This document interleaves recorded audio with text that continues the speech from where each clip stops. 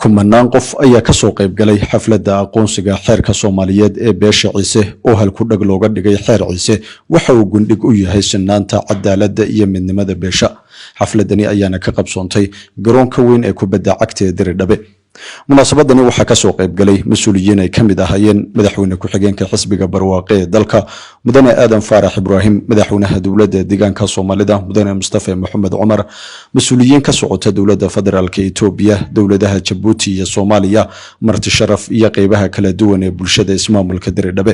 waxaan ballan qaadayaa in dowladda Itoobiya iyo xisbiga barwaaqo ay ilaalin doonaan dhaqamada noocan ah ee lagu daray diiwaanka dhaqamada adduunka ee UNESCO aqoonsatay, ayuu yiri mudane aadan faarax oo munaasabadani ka hadlay. waxaana sharaf weyn ah inaan maanta idinkala soo qayb galo xafladan taariikhiga ah ee lagu maamuusayo aqoonsiga UNESCO siisa xeerka oo ah dhaxal qiimo badan oo inooga tageen jeelashii naga horreeyay. mahad iyo abaal baan u haynaa aabbayaashii xeerka inoo xafiday oo ilaaliyey dhaxalkaas qiimaha leh. waxaanan ugu mahad celinayaa hay'adda UNESCO sida ay u qadarisay qiimaha uu xeerkan ugu fadhiyo bulshada geeska Afrika iyo caalamkaba.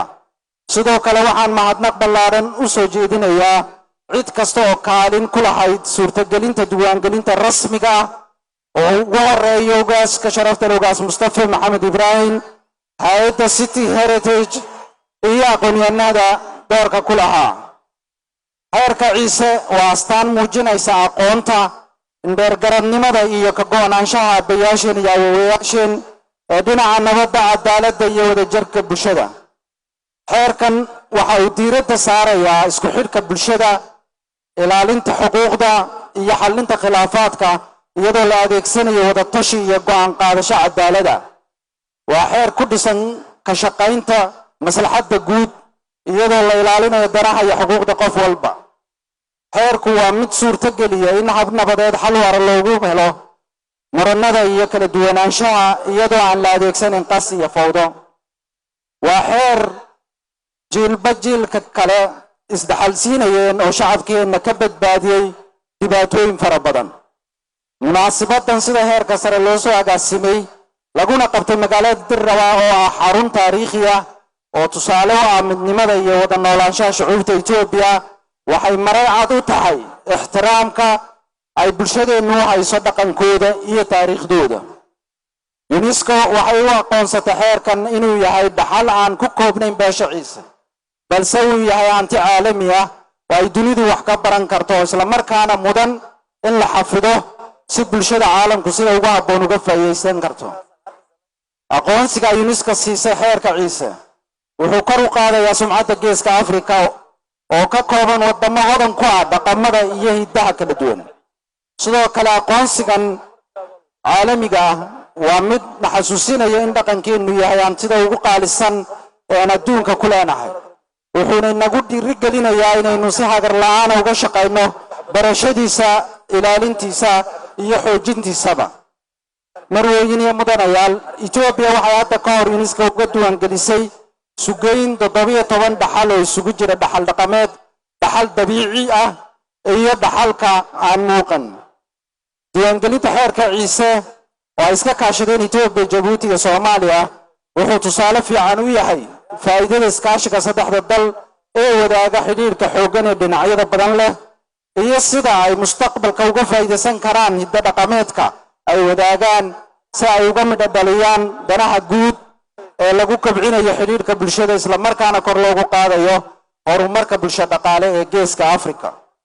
diiwaangelinta xeer Ciise ee UNESCO wuxuu dowladaha Itoobiya, Jabuuti iyo Soomaaliya farayaa inay sii ilaaliyaan dhaqankaas oo ay ku baraarugsanaadaan mas'uuliyadda kaga aadan ilaalinta hiddaha iyo dhaqanka qadiimiga ah. saas awgeed waxaan halkan ka ballan qaadayaa in xisbiga barwaaqo iyo dowladda Itoobiya ka shaqayn doonaan sidii dhaqamada noocan ah ee caalamiga loo ilaalin lahaa, loogana faa'iideysan lahaa si adkeynta midnimada dalka. sidoo kale waxaan halkan ka caddaynayaa in Itoobiya ka go'an tahay xoojinta xidhiidhka dhinaca dhaqaalaha, siyaasadda, nabadda iyo dhaqanka ee dalalka geeska Afrika iyo adkeynta isku xidhnaanta bulshooyinka ku dhaqan si loo gaaro himilada ah in la abuuro gobol nabdoon, dhaqaale ahaan barwaaqo ah iyo bulshooyin iskaashanaya kor u qaaday horumarka iyo xasiloonida geeska Afrika. waxaanan bulshada kula dardaarmayaa inaad gudataan mas'uuliyadda culus ee idinkaga saaran si ilaalinta iyo si xoojinta xeerka si jiilka dambe ay uga faa'iidaystaan. waxaan sidoo kale ugu baaqayaa bulshooyinka kale ee ku nool geeska Afrika inay wax ka bartaan aqoonsigan caalamiga ah ee la siiyay xeerka ciise oo ay ka shaqeeyaan nidaaminta xeerarka noocan oo kale ah si looga faa'iidaysto isku xidhka bulshada, ilaalinta xuquuqda iyo xallinta khilaafaadka. sidoo kale waxaan odayaasha iyo aqoonyahanka ku boorinayaa inay noqdaan iftiin u horseeda bulshada sidii ay u ilaalin lahayd qiimaha iyo aragtida xeerka ciise, u sharaxaan muhiimadda xeerka, qiyamka uu ku dhisan yahay iyo sida waxtarka uu ugu leeyahay nolosha casriga. gaar ahaan aqoonyahanka waxaa looga baahan yahay inay noqdaan kuwo isku xidha dhaqanka iyo horumarka iyagoo ilaalinaya isku dheelitirka u dhaxeeya taariikhda, xaaladda maanta taagan iyo mustaqbalka. ugu dambayn waxaan ugu baaqayaa dhammaan bulshada iyo maamuladaba inay ka faa'iidaystaan munaasabadan la isugu yimid si loo xoojiyo isku xidhnaanta nabadda iyo horumarka geeska Afrika. aad iyo aad baad u mahadsantihiin. wasalaamu calaykum waraxmatullaahi wabarakaatu.